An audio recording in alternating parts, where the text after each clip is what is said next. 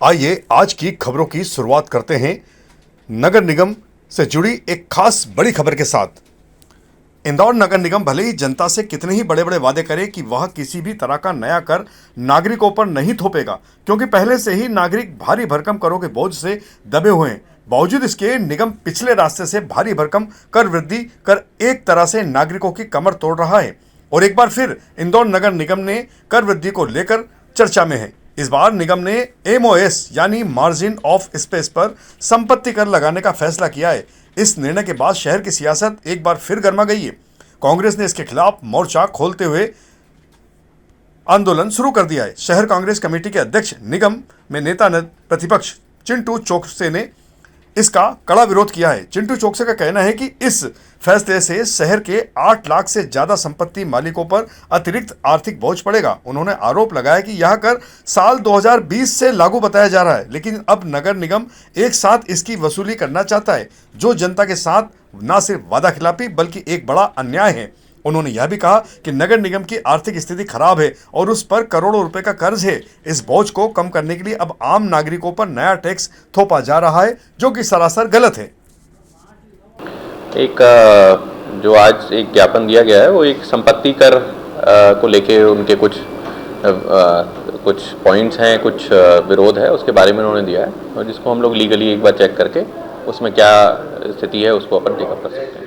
MOS को लेकर उनकी कुछ मांगे थी, किस तरीके की मांग उन्होंने करी है अपने व्यापार? देखिए, उनका ये कहना है कि जो MOS पे टैक्स को लेकर जो है उनका विरोध है। एक बार जो उनके पॉइंट्स आए हैं ज्ञापन में, उसको हम लोग लीगली चेक करवा के और उसमें उस हिसाब से आगे कार्रवाई करेंगे। सर, MOS टैक्स को लेकर के फिलहाल क्या कंडीशन है? क्या MOS पर टैक्स लिया जाएगा? शासन ने भी 2020 में इसे लेकर के कहा।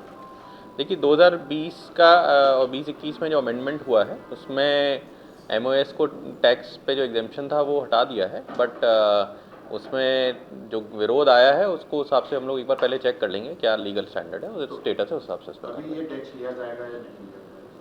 देखिए, आज की डेट में लीगली MOS पे टैक्स एग्जेम्पशन नहीं है ना, और पर जो पॉइंट्स आए हैं एक बार उनको हमें डिटेल में देखना होगा कि किस प्रकार के उन जो पॉइंट्स रखे हैं वो क्या क्या हैं, उनका लीगल स्टैंडर्ड स्टेटस क्या है, उस हिसाब से उसको टेकअप करें। सर, जो बातें हुई है इसको लेकर क्या विभाग में भी चर्चा की जाएगी? नगरीय प्रशासन में कि इस तरह के टैक्स को लेकर कुछ विरोध चल रहा है?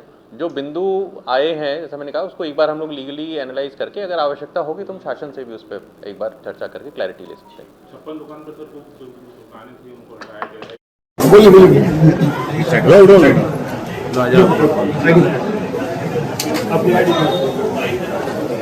थोड़ा सा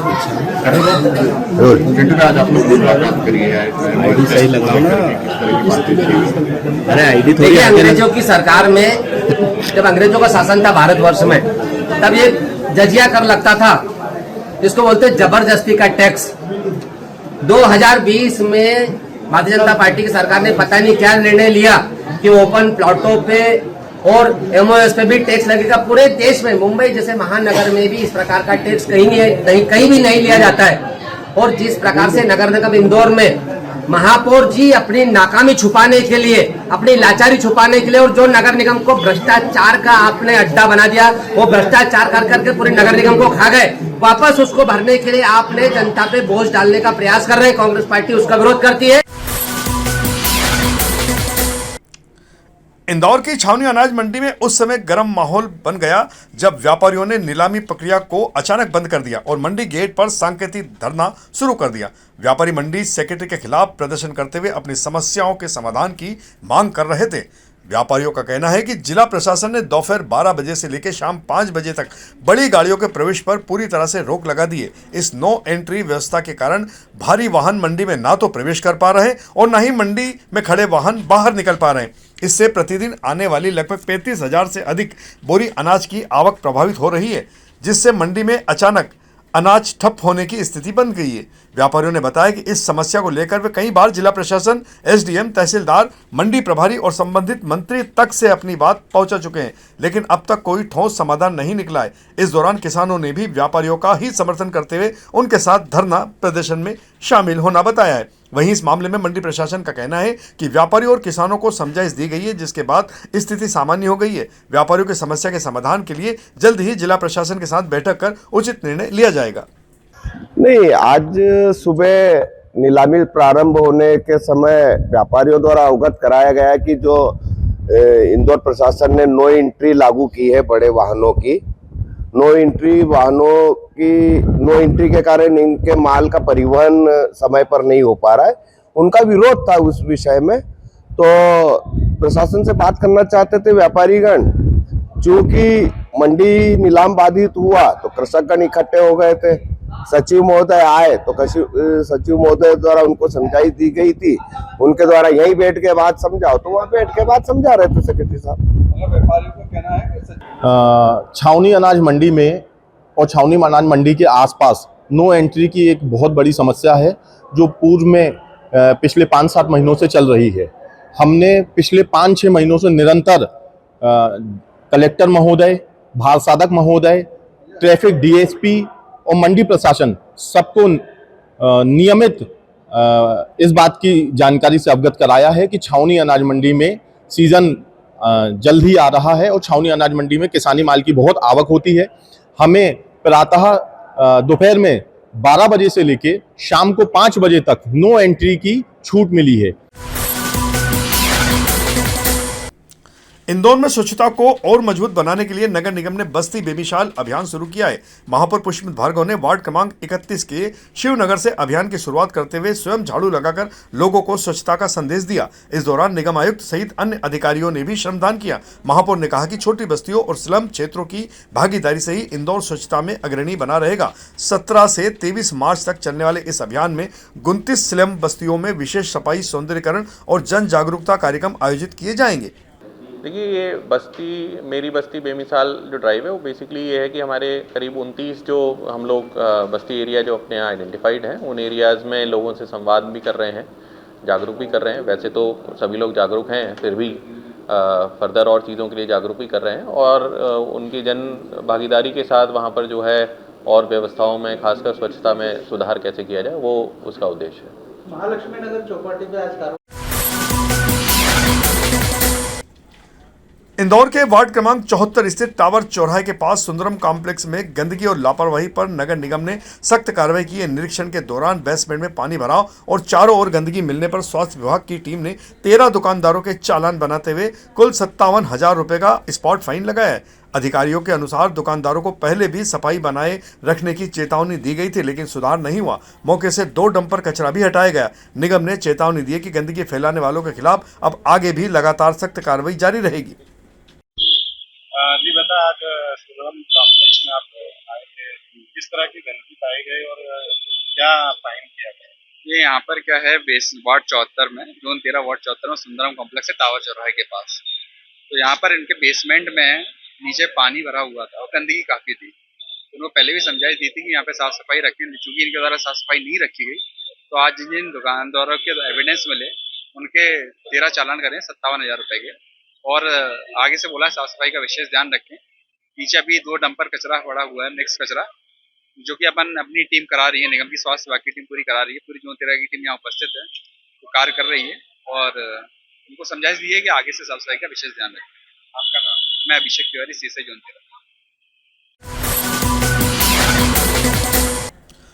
इंदौर में ट्रांसजेंडर समुदाय ने एक ट्रांसजेंडर पर्सनल प्रोटेक्शन एक्ट के खिलाफ विरोध जताया है। 13 मार्च 2026 से लागू इस कानून को लेकर समुदाय में नाराजगी है। उनका कहना है कि एक्ट के कई प्रावधान उनकी निजता और अधिकारों के खिलाफ है। विरोध स्वरूप ट्रांसजेंडर समाज के लोग कलेक्टर कार्यालय जन सुनवाई में पहुंचे और ज्ञापन सौंपकर कानून को निरस्त करने की मांग की है। उन्होंने कहा कि नया कानून बनाने से पहले ट्रांसजेंडर समुदाय की भागीदारी सुनिश्चित की जानी चाहिए। समुदाय का मानना है कि उनकी राय के बिना बना कोई भी कानून उनके हित की सही सुरक्षा नहीं कर सकता है। दरअसल मेरा नाम निकुंज जैन है और मैं एक ट्रांसमैन हूँ और ट्रांसजेंडर वेलफेयर बोर्ड में तपीस फाउंडेशन को रिप्रेजेंट करता हूँ।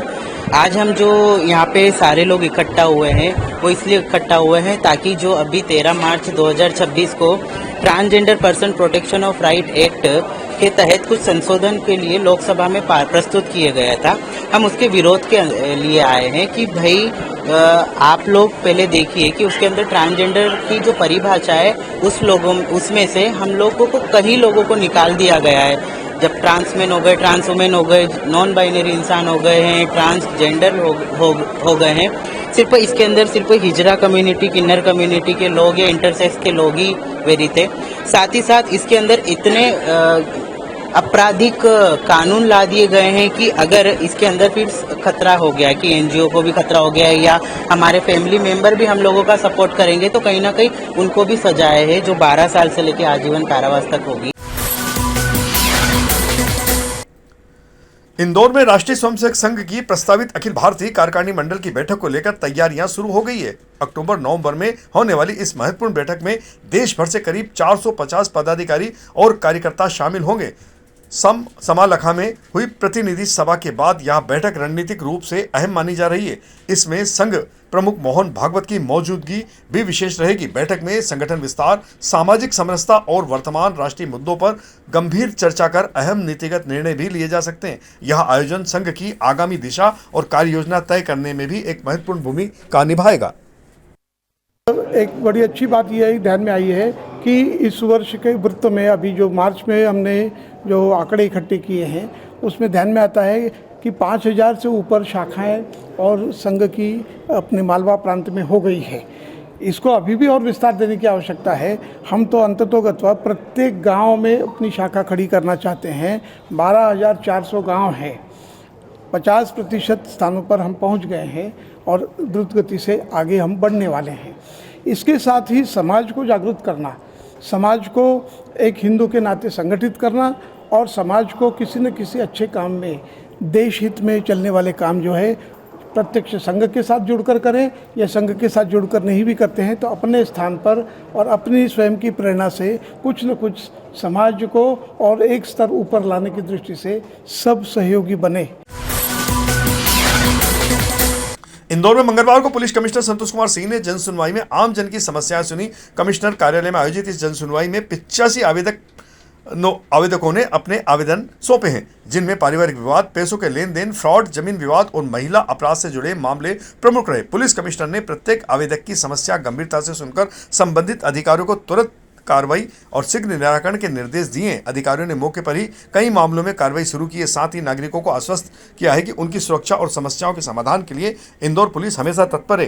हालांकि यहां मौजूद अनेक समस्याग्रस्त नागरिकों का आरोप है कि वे काफी दिनों से चक्कर लगा रहे हैं, लेकिन उनकी समस्याएं यथावत बनी हुई है। वो बार बार आवेदन देकर परेशान हो चुके हैं, लेकिन निचले स्तर के जो अधिकारी हैं वे उनकी सुनवाई नहीं कर रहे हैं। इंदौर में जल संरक्षण को लेकर चलाए जा रहे अभियान का सकारात्मक असर दिखने लगा है। शहर के ग्राउंड वाटर लेवल में सुधार दर्ज किया गया है, जो भविष्य के लिए राहत भरी खबर है। नगर निगम और सामाजिक संगठनों की पहल से रेन वाटर हार्वेस्टिंग को लेकर लोगों में जागरूकता बढ़ी है। कलेक्टर शिवम वर्मा ने सभी शासकीय भवनों में रेन वाटर हार्वेस्टिंग सिस्टम अनिवार्य करने के निर्देश दिए हैं। उन्होंने विभाग प्रमुखों से जल्द व्यवस्था सुनिश्चित करने को भी कहा है। प्रशासन का मानना है कि सामुदायिक प्रयास जारी रहे तो इंदौर जल संकट से काफी हद तक उबर सकता है। देखिए, जल माननीय मुख्यमंत्री जी के निर्देशानुसार जल संचय जन भागीदारी अभियान जो हमारे प्रदेश में भी चलाया जा रहा है और वो उस पर कार्य किया जा रहा है। तो इसी क्रम में जो हमारे जल संरचनाएं हैं उनको विकसित करने के लिए हम लोग ने प्लान भी बनाया, जिसका काम 1 अप्रैल से प्रारंभ भी किया जाएगा। साथ ही साथ जो शासकीय भवन है, जो अन्य बिल्डिंग है, उस पर भी हम लोग जो रूफ वाटर हार्वेस्टिंग का स्ट्रक्चर है वो अनिवार्य रूप से बनाया जाए, इसके भी निर्देश दिए गए हैं। जितने भी प्रधानमंत्री आवास योजना से के तहत जो आवास बन रहे हैं उन सब पर भी इसको किया जाएगा, जो शासकीय भवन है उस पर भी किया जाएगा, जिससे ज़्यादा से ज़्यादा हम लोग जल संचय कर सकें।